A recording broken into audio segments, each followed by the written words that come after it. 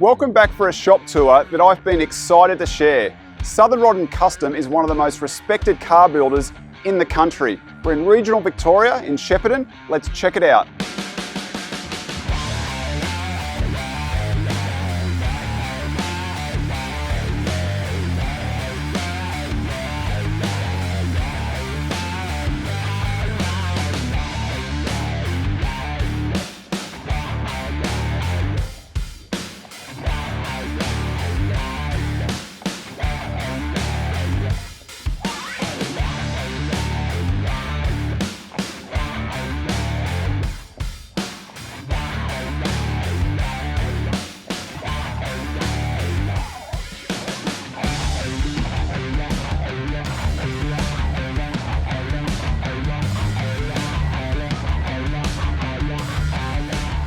Hey, how are you, buddy?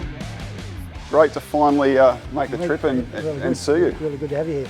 I've been busting to come and see this great facility. Yeah, it's a pretty cool place. Yeah, we purposely built it 9 years ago, and yeah, it does everything we need to do. I think, you know, from the perspective of where Southern Rod's come over 37 years, I think we've pretty much attained the upper level now. So yeah.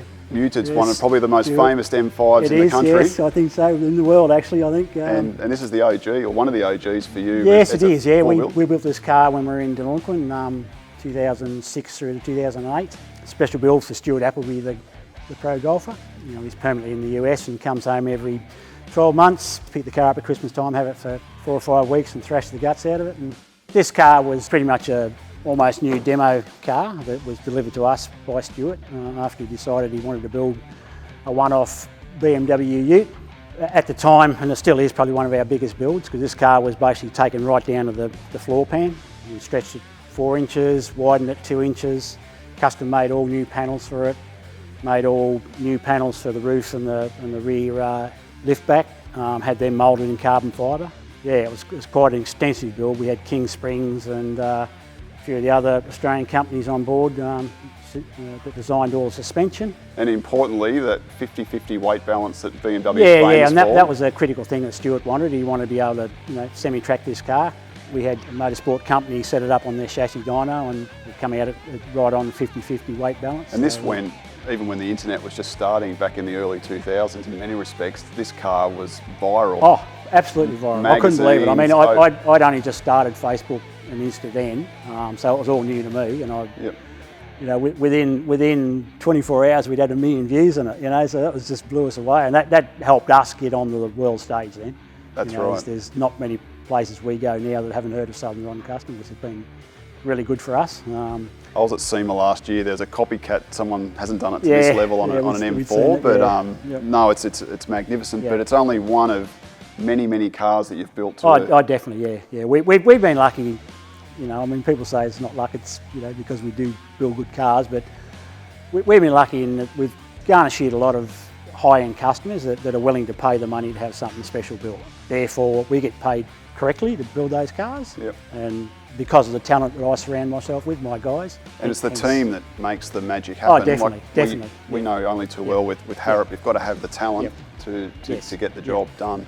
A lot of people, it's Shane Rowe building those cars. Well, it's not. It's my team building them. You know, I still on the floor 40 to 60 hours a week and get my fair share of work done. But it's these guys that are doing the majority of the work. You know. Well, mate, as a prospective customer, take me through the journey of from chassis through to fab and trim and paint, because it's all here. Yep. It's a purpose-built facility. It is. Yes. I want to see it. Right, let's go.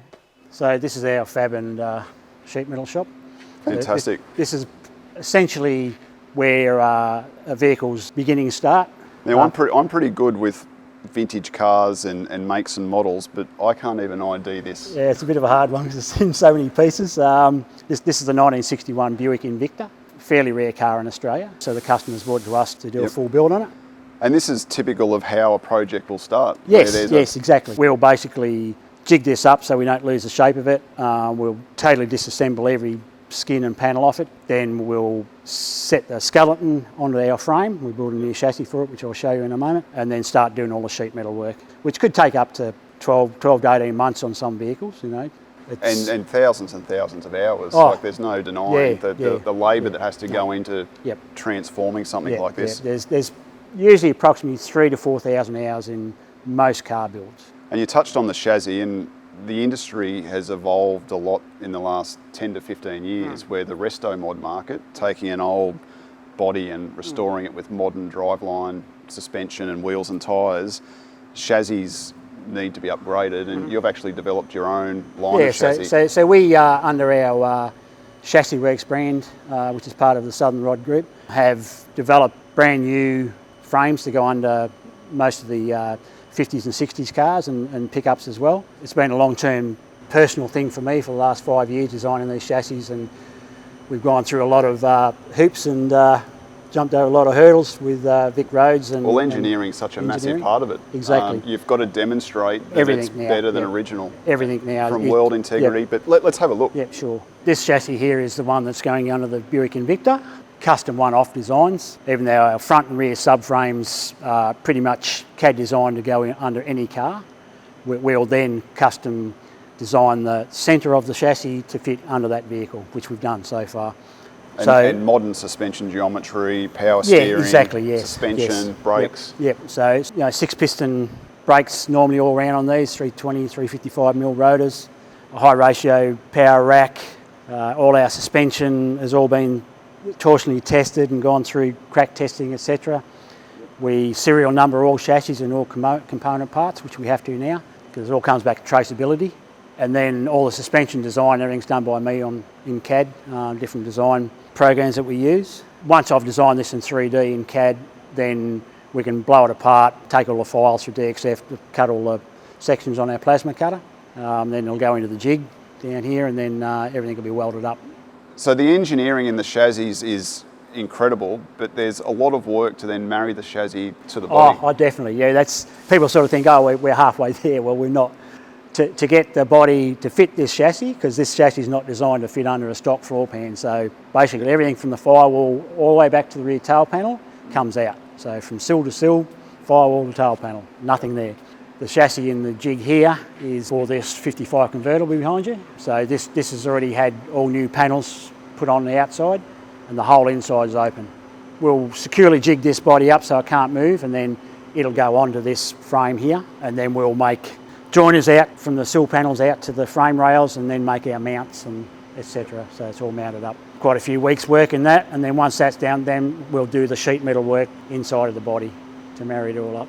And the diversity of applications, like I can see a Viper on the lift, but you've got Mustangs to Chevys to early F trucks. We traditionally, 37 years ago started Southern Rod and Custom, and that was Southern Rod and Custom, just primarily to build hot rods. I don't know whether we've just found that we outgrew the hot rod market. The cost of builds, today are, horrendous, but that's what it is.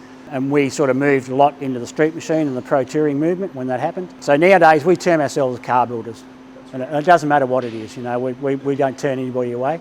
If we can help them, we will. So. And the customers are passionate about their particular vehicle, or they might have an emotional connection to definitely, it. So definitely. It's a huge emotional thing. But to me, it's a business. And I've always treated it like that, and that's why I've been successful. There's a lot of ups and downs in building a car, and when I interview a customer, and I've had to say it many times, that we don't want to build a car for you, because I don't think that you'll be able to withstand 4 to 5 years of building a car and that constant money that's going out. The journey. The journey is just huge. Whereas a lot of customers, they do it just for that. We've built many cars where the car's been finished and the person will sell it just to start another one. Well, they love the process. They love the process, the build. Yep. Yeah. So this is a mid-50s F100? Yes, 1956 F100. Coyote running gear in it. 5 litre, looks like it could 5 litre, yes. fit a supercharger on there. Yes, well, we're planning on that. I think it might be a Harrop, yes. So we're just in the preliminary builds of this now at the moment, doing sheet metal work and fabricating a bed for it. And your chassis? And it's one of our chassis, yes. Yep. Yes. Well, the fabrication's absolutely fantastic, but once you actually lay paint on it, where does that happen? Yeah, so we'll go across to the paint shop, our body and paint shop.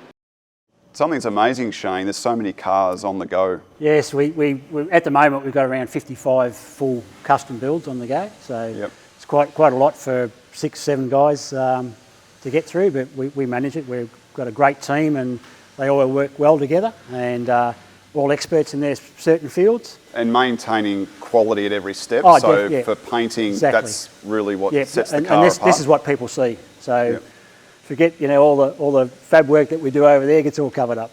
unfortunately.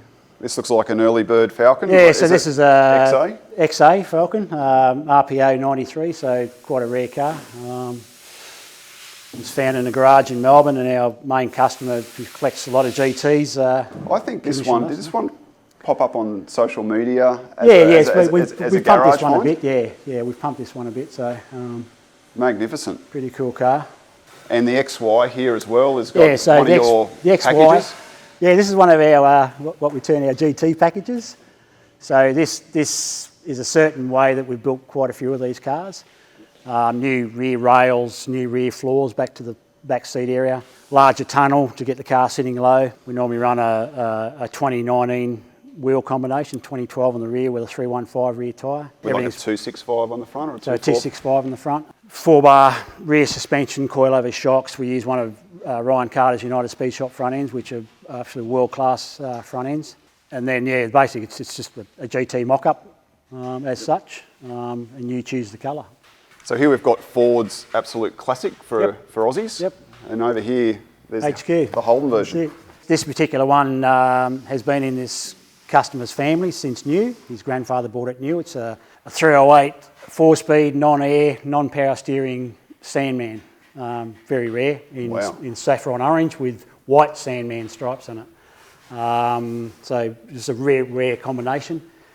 His father then had it after the grandfather had it, and now he has it, so the son has it now. We haven't destroyed the car. We've kept it all bolt on and everything, so that whatever, if he ever wants to change back to stock, he can. So this is running a new VF LSA, so one of the supercharged models. Yep. 6-speed Tramac, Keltrack rear suspension, set of United Speed Shops control arms. We've modded the rear chassis rails in a bit and split the rear wheel tubs just to give it an OEM sort of look to them. And this will be painted in the original saffron with the white stripes in it. Well, the LSA power plant, we've got a few upgrades that can help with that as well. I realised that, yeah, same as the HR we'll see soon, yes. Well, let's have a look at trim, because the interior is where everyone spends their time driving them. Exactly right, yeah. The paint and the interior are the two things that most people notice. This is Option Auto Interiors. So Craig pretty much works in with us and works in our complex. Yeah, so Craig's doing the HR ute, which we'll see in a minute. So against the colour, which you'll see the HR in a minute, like it's something if you had it in your mind, you probably wouldn't think of doing.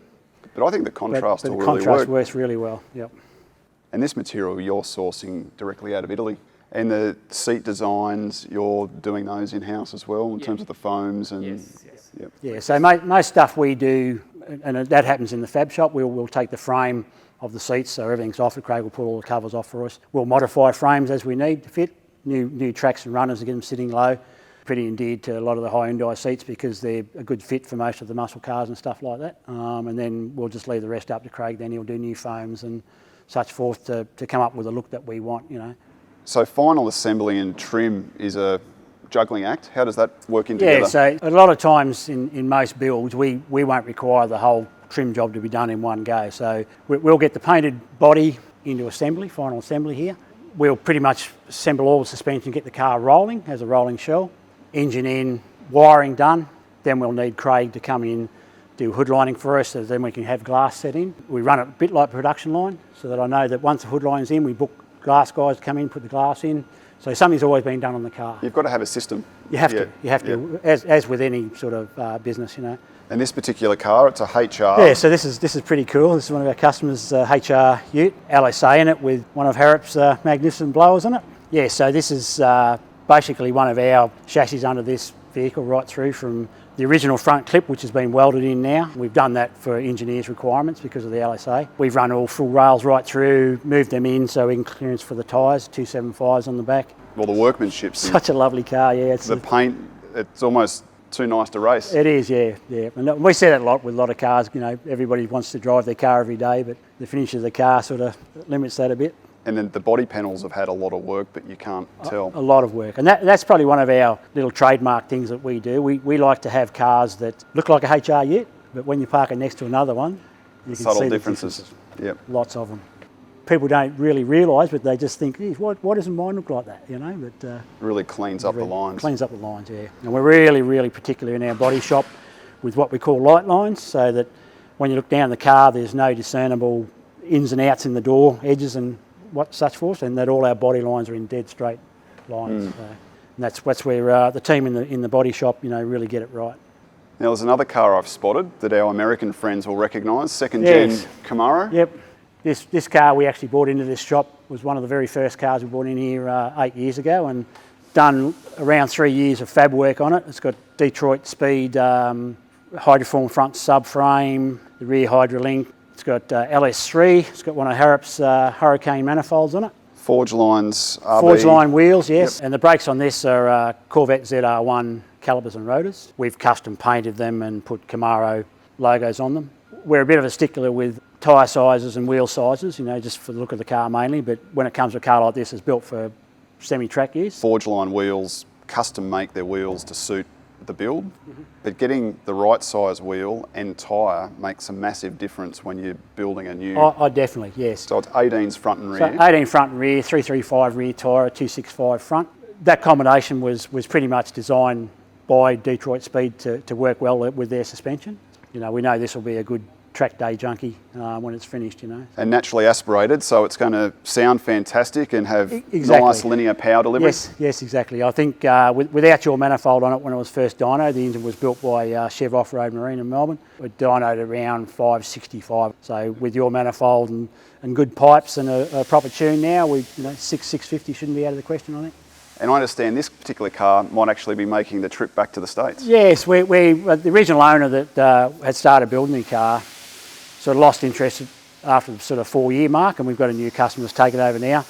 The original customer was always going to take it to the US and basically live it in Las Vegas, use it as a Autocana type car. One of the great things about the US, there's so many pro touring style driving events that suit cars just like this to get out and drive. Yeah, definitely. I mean, that was the whole reason for this car, was going to go there. And when we started our social media 8 or 9 years ago, this car was dubbed, and it still is, as the SEMA Camaro. It was always going to go to SEMA first, and then whatever. And then the new customer now, we're sort of just thinking about it, that it may still go to SEMA, and if we can get on a site ideal for the Ultimate Street Car Invitational. It culminates at the SEMA show, and they do the golden tickets, and they go out to the Speedway, and it's an awesome event.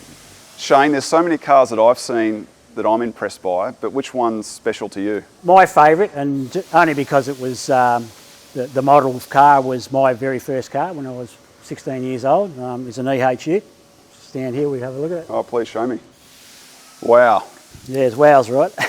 So this vehicle was brought to us pretty much the year we opened here in 2015. It had gone through a couple of builds over its lifetime. He'd had a hot Holden 6 in it, and then a Holden V8, and then a Chev V8, and it came to us for another rebuild with Commodore running gear, and then it's led into now a Nissan VQ37 twin turbo high horsepower engine. This particular car, there wasn't much left of it once we'd have it sandblasted. I've pretty much done all the work on this car, so I've built a whole new chassis right through. We've got one of Ryan's United Speed Shop front ends in it. Our chassis works rear 4-bar kit, Watts link suspension, the best coilovers you can buy. It's got bare 6-piston calipers all around with 15-inch rotors. The body's all handmade. I've actually chopped the roof 1/2 inch so all the glass is flush fit and we'll glue in now. We've had a custom 1-piece rear glass made for it because these are traditionally our 3-piece glass. I've handmade all the rear quarters. The car's 3 inches longer in the wheelbase, 2 inches wider in its body. Amazing lot of work, this thing. It's incredible. But in the end, it's still just going to look like a black EH Ute. It'll sound a little bit different. And it'll sound a little bit better, yeah. My main concern was that how am I going to make a small motor like that look so good in a big car? But it was the other way around. It became a packaging nightmare in the end. But you're well on the way, like the way that obviously there's a lot of plumbing that still has to be fabricated. Exactly right. We like to think of our cars, mainly because we work on them, but later on it's serviceable. So if anything ever goes wrong with the drivetrain, I've made it so that the whole front unbolts just like a Nissan GTR does, so the engine and drivetrain slides straight out the front rather than trying to get it out through the engine bay. Shane, the facility is absolutely world class. Meeting you and the team and the quality of the builds, it is phenomenal. So thank you so much. Thank you for being here. Southern Rod and Custom on Instagram and Facebook. Thanks for watching. We'll see you next time.